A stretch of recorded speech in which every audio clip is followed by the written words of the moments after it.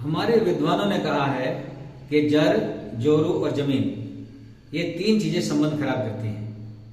लेकिन मैं ये कहता हूं कि इन तीनों चीजों का नाम बदनाम क्यों किया जाता है। वो तीनों चीजें आपके अधीन हैं।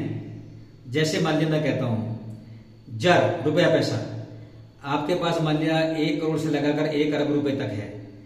जहां आपने रख दिया वो अपनी इच्छा से नहीं चल सकता जब तक उसे आप चलायमान नहीं करेंगे। उसका आप सदुपयोग करेंगे या दुरुपयोग करेंगे ये भी आप ऊपर निर्भर करता है।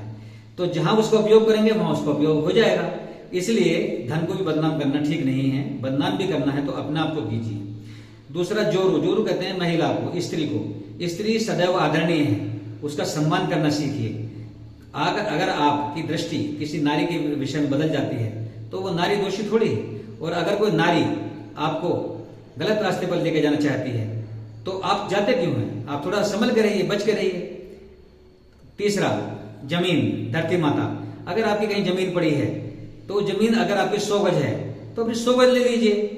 अगर आपने वहां उसमें 105 गज ले ली और बराबर में जमीन उसकी खाली पड़ी है तो जमीन की क्या गलती है? धरती माता की कोई गलती नहीं है। इसलिए ये सब कुछ अपने ऊपर डिपेंड करता है। हम अपना बचाव करने के लिए दूसरों पर को बदनाम करते हैं।